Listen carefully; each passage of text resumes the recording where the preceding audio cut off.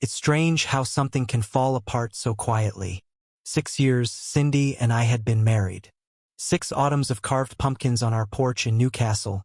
6 winters wrapped in the same blanket on that worn-out couch watching Steelers games. 6 springs where we planted tulips in front of the school where I taught 5th grade. 6 years. And still, I could barely recall the last time we laughed, really laughed, like we used to. The house on East Washington Street had grown quiet. Not peaceful quiet, but that other kind. The kind where silence presses into your ribs like a weight you didn't notice until you tried to breathe deep. I remember how she'd stopped talking about kids after our 3rd round of tests. We tried, sure, appointments, charts, vitamins, timed intimacy, as the doctor called it, and when nothing worked, she just stopped trying. And then she stopped touching me. And then she stopped looking me in the eye. I'd come home from school, the bell still ringing faint in my ears, to the smell of her vanilla candles and the sound of her wine glass tipping back.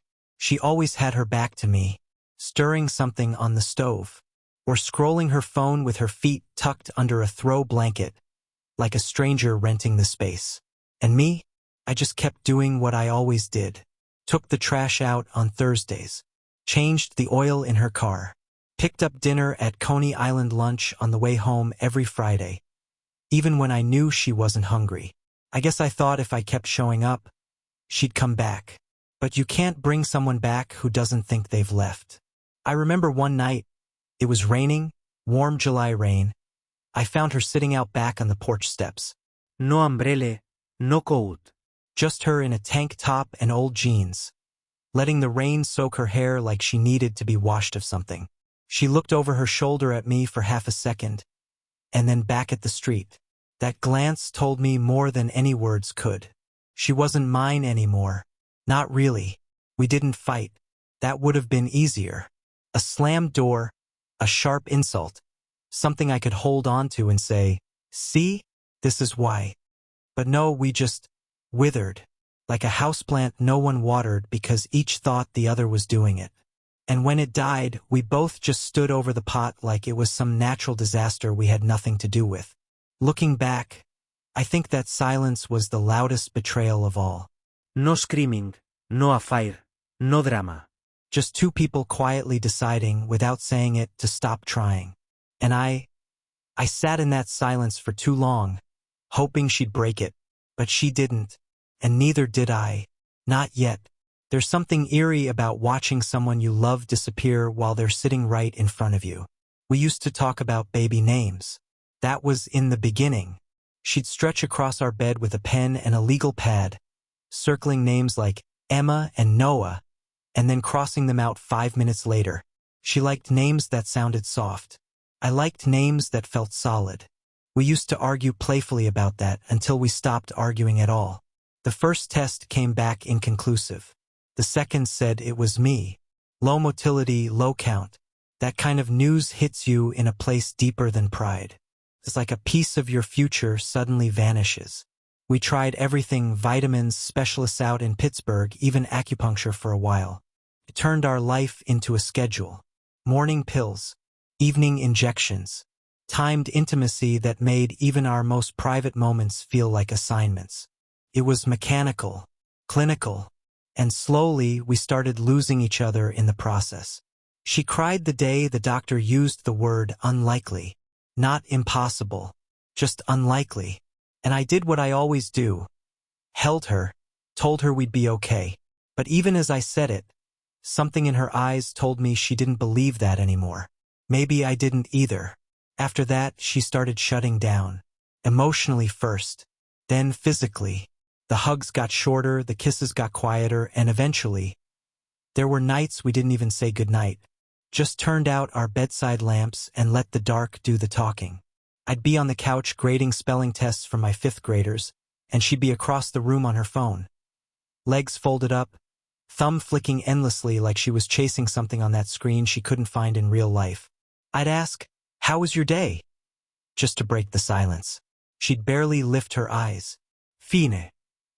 That was it. Every evening started to feel like a replay of the one before. Like we were caught in this quiet loop we didn't know how to escape. I still did all the husband things. Took out the trash, mowed the lawn, filled her car with gas. On Fridays, I'd pick up her favorite chili dog from Coney Island lunch even though she barely ate anymore. I was still trying. Maybe out of love. Maybe out of habit. Maybe because I was too stubborn to admit we were failing. I planned a weekend at Presque Isle. Thought maybe the lake would remind us of who we were before doctors and syringes and unanswered prayers. But 2 days before, she said her sister needed help with the kids. Said it wouldn't be right to leave her alone. I just nodded. Said I understood. But something in me sank. Because deep down, I knew it was just an excuse. We stopped laughing. That's what I noticed most. We used to crack each other up over the dumbest stuff. Inside jokes, bad karaoke, even the time our cat knocked over the Christmas tree. Now, silence. Just her wine glass tipping back as the glow of her screen lit her face like a stranger's. Some nights, I'd wake up and she wouldn't be in bed. I'd find her downstairs, sitting at the kitchen table, staring at nothing. She always looked up when I entered, like I'd caught her somewhere she wasn't supposed to be. Then she'd smile, soft, distracted, and say, "Couldn't sleep," and I'd pour her a glass of water, and we'd both pretend that everything was fine. I think what hurt most wasn't that we didn't talk. It's that she didn't seem to notice we'd stopped. Or maybe she did, and just didn't care. One night, brushing my teeth, I caught my reflection in the mirror. Tired eyes, lines I hadn't seen before, the first hint of gray in my beard, and I asked myself a question that nearly knocked the air out of me. If she left tomorrow, would she miss me? And I couldn't answer it. That's when I knew it wasn't just about the kids. It wasn't about the test results or the hormones or the failed treatments. It was about the quiet. The way grief had settled into our home like dust. The way we kept living side by side without really seeing each other. Love didn't die with a bang. It just dissolved, piece by piece, until I wasn't sure who she was anymore. And worse, I wasn't sure who I was either. When her sister Monica showed up, I told myself it was temporary. 1 week, maybe 2.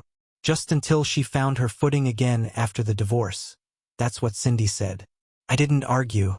What was the point? We weren't in a place where my opinion held much weight anymore. Monica arrived with 2 kids, 3 oversized suitcases, a diaper bag that smelled like sour milk, and a look that said she'd rather be anywhere else. And honestly, so would I. Our 2-bedroom house wasn't built for 5 people. Overnight, the living room became a war zone. Toys everywhere, juice boxes half crushed into the rug, and tiny socks appearing in places socks shouldn't be. My quiet evenings, once filled with lesson plans and the occasional game recap, vanished. Now I came home to Nickelodeon reruns echoing off the walls and the sound of someone else's life drowning out my own. The couch I used to grade papers on now served as Monica's throne. She'd sit there for hours, wrapped in our throw blanket, chain-watching true crime documentaries while dissecting her latest Tinder date over speakerphone. She had no filter, no boundaries, and apparently no plans to leave. And Cindy? Cindy lit up. I hadn't seen her that animated in years. She laughed again, real, full-bellied laughs, usually at Monica's expense or some chaos the kids created. She'd spend hours helping with homework that wasn't ours, packing lunches for a school we didn't send anyone to, braiding her niece's hair like it was something sacred. Watching her, I saw a version of her I hadn't seen since before the doctors and the pills and the long, quiet nights. It broke my heart and filled it with resentment at the same time. I caught her one evening, curled on the carpet with her nephew asleep against her chest, humming some lullaby I'd never heard. And I thought, maybe this is all she wanted. Family.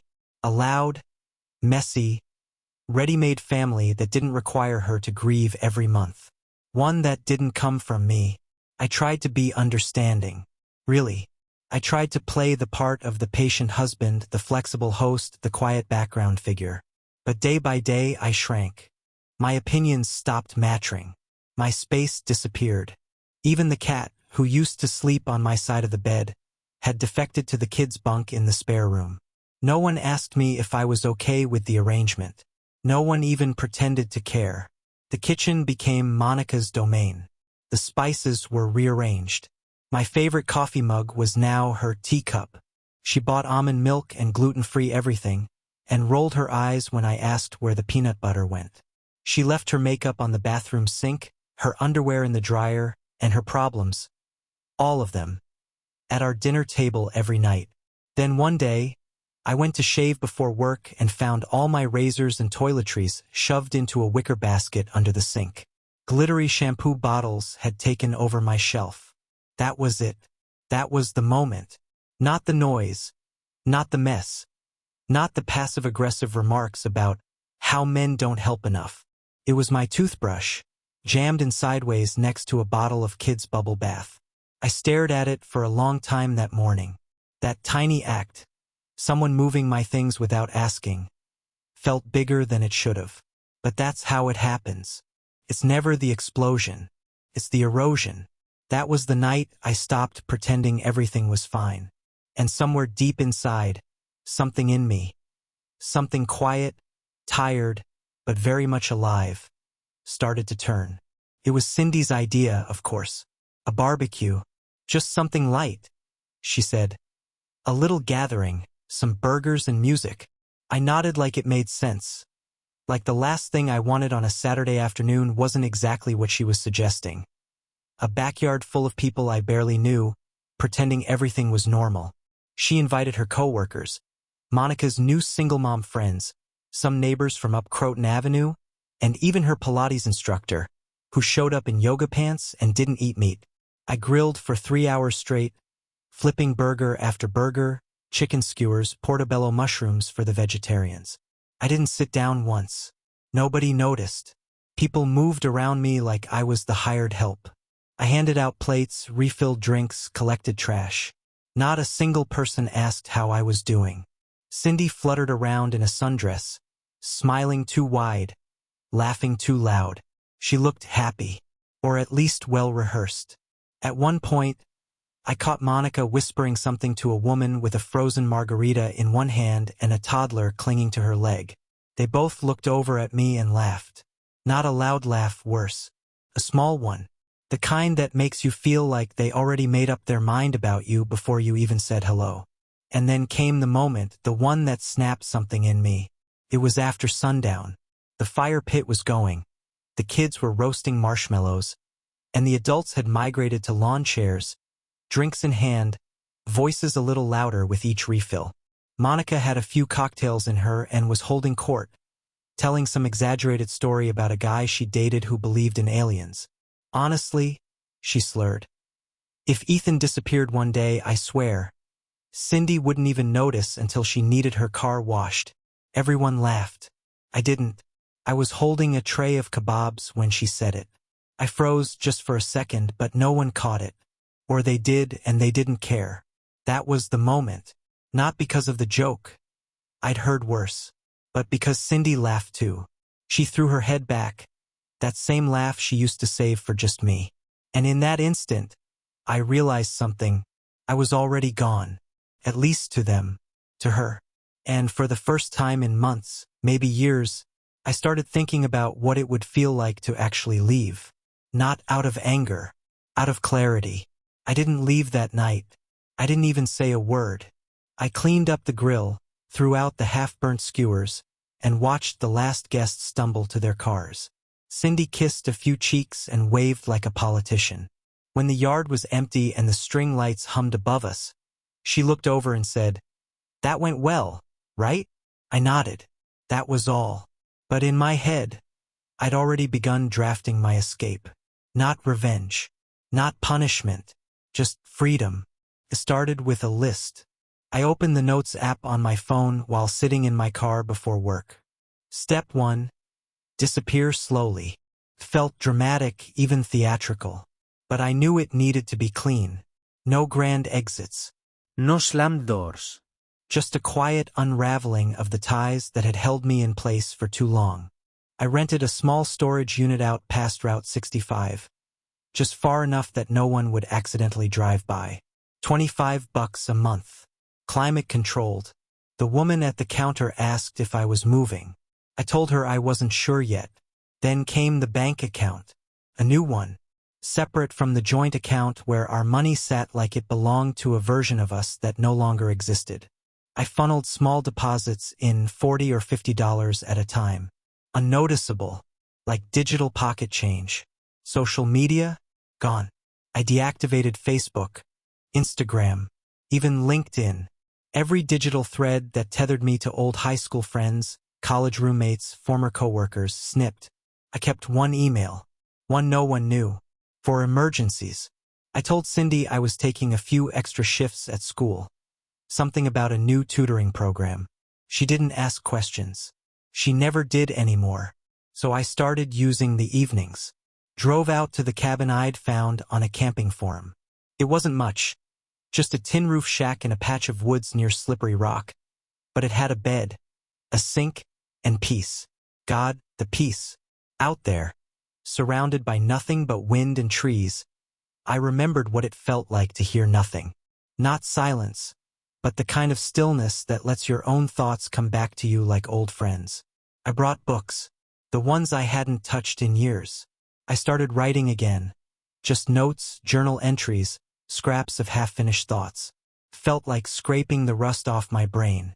And all the while, I kept playing the part back home.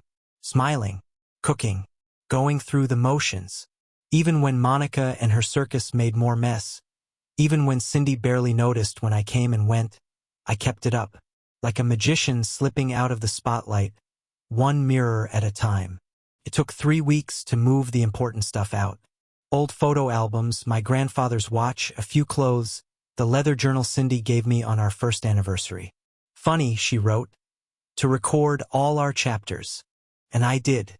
Even the ones where she wasn't really in the story anymore. I didn't write a note. I didn't say goodbye. Because this wasn't goodbye. Not really. It was just the first real hello I'd had with myself in years. The first morning I woke up in the cabin. It was cold. Not bitter, just honest. The kind of chill that lets you know you're somewhere real. The sheets were stiff, the mattress thin, and the smell of cedar hung in the air like memory. There was no traffic, no voices, no phone buzzing beside me. Just the sound of leaves stirring and birds practicing whatever song they sing when no one's listening. I made coffee on the old propane stove. Burnt it a little, sat on the porch in a folding chair with steam curling around my face. That first sip didn't taste like anything special, but it hit different. Not because of the flavor, because it was mine. Every part of that moment belonged to me. No one needed anything. No one filled the silence with their noise. It was just still. And I thought, so this is what peace feels like. Not a parade, not a vacation. Just a quiet you don't have to earn. A life where your heart stops waiting to be interrupted. I stayed out there for hours watching the sun stretch itself through the trees. No schedule. No chores. The stillness didn't feel like emptiness, it felt like possibility. But peace is a funny thing. It gives you clarity, and with clarity comes grief. The first few days I felt free. I ate when I was hungry. I read. I chopped wood and listened to wind push through the forest like breath. I slept better than I had in years. I started walking the trails behind the cabin. Not for exercise, just to see where they led. And every time I came back, there was a little less weight in my chest. But then came the 5th day. I don't know what triggered it. Maybe the way the sun hit the floorboards, or the way an old song drifted from the radio. But I felt it. That ache. That emptiness. That strange human urge to be missed. I hadn't told anyone. Not a soul. And in that moment, it hit me. No one knew where I was. Not Cindy. Not my colleagues. Not my friends. And worse, no one had asked. There's a loneliness in freedom. One they don't write about. People talk about escape like it's this glorious reclaiming of self. And it is. But it's also a mirror. One that reflects back all the parts of you that stayed silent too long. All the versions of yourself you compromised for the sake of peace. And now that real peace had come, I didn't quite know what to do with it. That night, I sat by the fire outside. No whiskey, no music, just flame and wood and sky. I thought about all the times I sat in our backyard back home, wishing for quiet. And now I had it. And it scared me, because peace doesn't fix you. It just shows you how broken you were. Still, I stayed. Because if I could sit in that fear long enough, maybe I'd find something else beneath it. Maybe I already had. It was supposed to be a quiet morning. Just coffee, some frost on the windows, and the usual sounds of a forest stretching into the day. I'd gone nearly 8 months without looking back. No texts, no calls, no social media. I hadn't even driven through Newcastle, and I didn't plan to. But that morning, something in me twitched. A habit, a reflex. I opened my old Gmail, the one tied to an ancient login I only used for newsletters and old receipts. Just to check. Just to prove to myself the past had nothing left to say. Inbox. 86 unread messages. I almost laughed. But then I saw her name. Not once. Dozens of times. Cindy. The earliest ones were all fire. Where the hell are you? You think this is funny? Grow up. I expected that. But then they changed. Anger gave way to confusion. Confusion turned into worry. Then came something I hadn't seen from her in years: softness. I don't know what to tell the kids. Monica thinks you're off finding yourself. But I think you're hurting. I miss the sound of your keys at the door. That one hit me. The last message was only 2 weeks old. It said, Ethan, please, just tell me you're alive. You don't have to come back. I just need to know you're still in the world. I sat there staring at the screen. The cursor blinked like it was waiting for me to become someone again. My hands hovered over the keyboard. I could reply. I could type 3 words. I'm okay, Cindy. But something in me froze. Not from spite. From caution. Because I knew what a reply meant. A door cracked open. A signal flare in the sky. And once that light goes up, people start walking toward it. So I didn't reply. Not that day. But I read every single email. Slowly. Like they were pages torn from a diary she didn't know she'd let me read. There was pain in them. Real pain.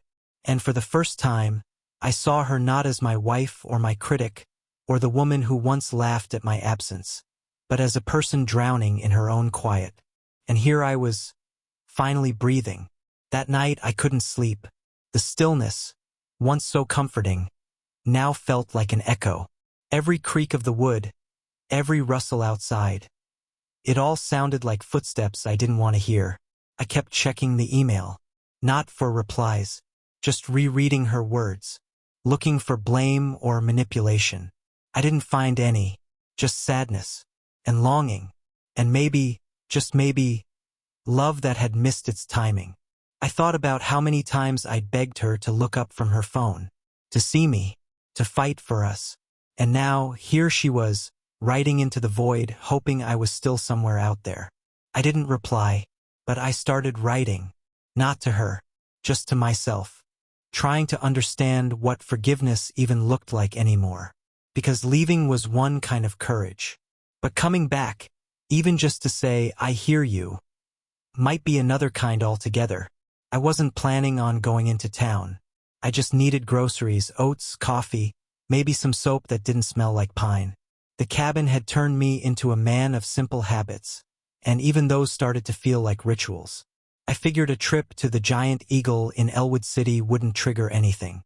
It was 40 minutes from Newcastle, and I wore a ball cap pulled low, just in case. I hadn't thought about seeing anyone. Not really. But the world is small when you're not ready. I was reaching for a jar of peanut butter when I heard it. The sound of someone laughing in that low, familiar way. I turned, and there she was. Cindy. Hair longer. A little thinner. Dressed simple, like she wasn't trying anymore. And maybe that's what made her beautiful again. She was with Monica. They were walking toward the produce aisle. I froze, my hand still hovering near the peanut butter, unsure whether to duck or run or just vanish. But then she saw me. She didn't scream, didn't cry, just stopped. Her face did this thing, like it wasn't sure whether to crumple or harden. Then she whispered something to Monica, and Monica turned to stare. I thought about walking away. thought about pretending it wasn't me. But something in my chest said, not this time. So I stepped forward. Hi, I said, my voice quieter than I meant. Cindy blinked, then nodded. Monica folded her arms and said nothing. Her eyes were daggers. Cindy didn't move. For a second, we just stood there. Three people with too many things left unsaid, surrounded by canned soup and grocery store lighting. I got your emails, I said. She swallowed. I wasn't sure you'd even open them. I did. She waited. For an apology. A question. A reason. But all I could offer in that moment was the truth. I needed air. She nodded slowly, lips pressed tight. Monica looked like she was about to explode. I'm not here to make a scene, I said. I didn't even know you'd be here. She looked at me, really looked, and for the first time in a long while her face softened. I thought you were dead, she said. For a while, I convinced myself you were. I know. She stepped closer. Not much, just enough for her voice to change tone. You look different. I feel different. We stood there in silence. And then she asked, are you happy? I thought about that. About the cabin. The quiet. The fire at night and the wind in the trees. And I said, I'm trying. And she said, yeah, me too. Monica finally spoke. Come on, Cindy. We don't need this. She looked torn, like someone trying to fold a page they weren't ready to finish. Do you want to talk? She asked. Someday, I said. Not today. She nodded. And then, just like that, she turned and walked away. Not with anger. Not with regret. Just peace.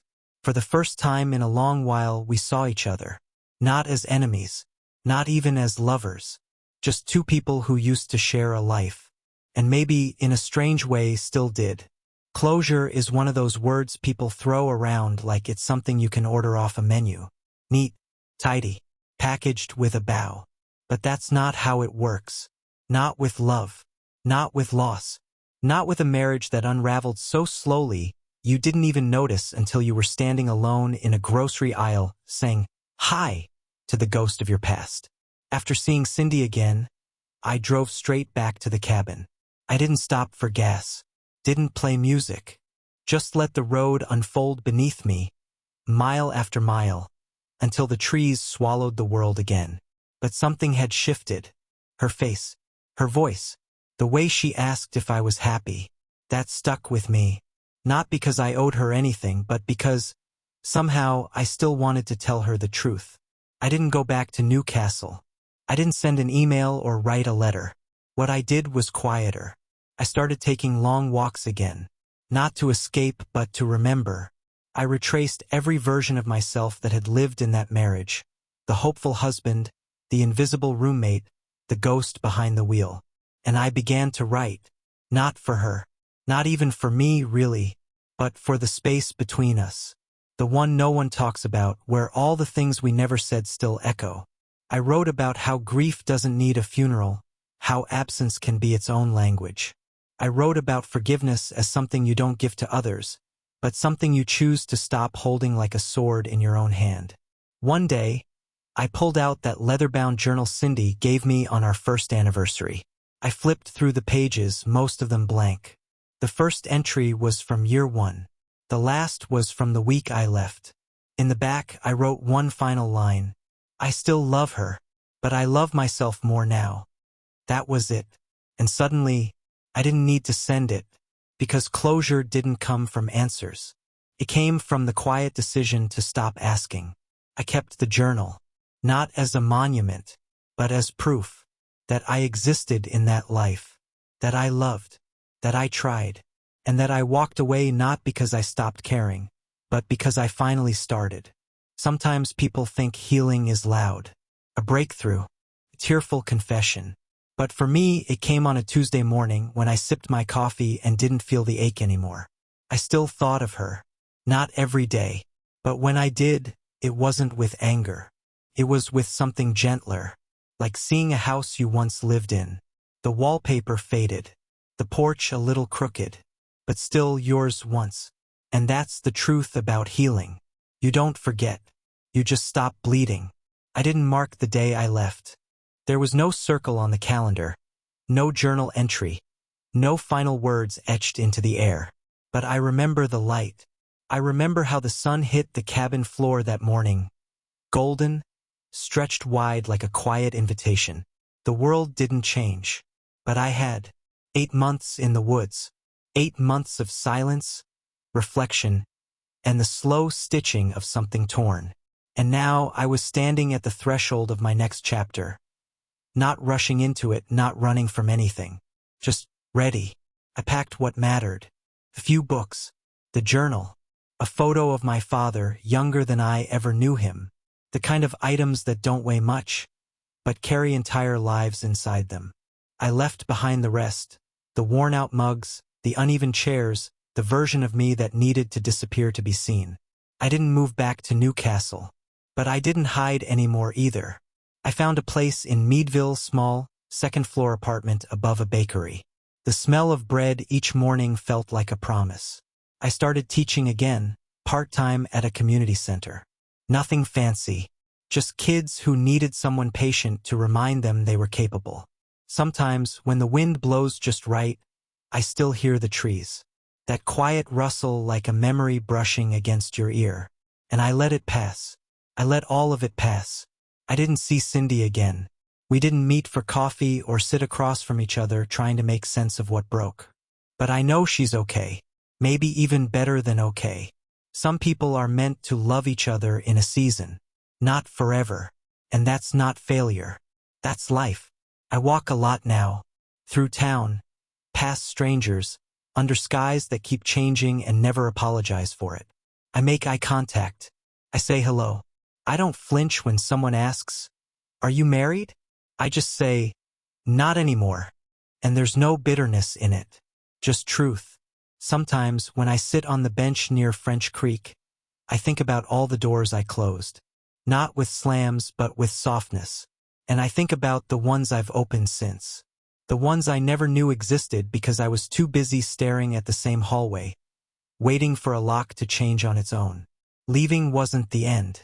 It was the beginning of remembering who I was, before the silence, before the trying, before the ache. I'm not healed, but I'm healing. And this time, the door I walk through won't be someone else's. It'll be mine.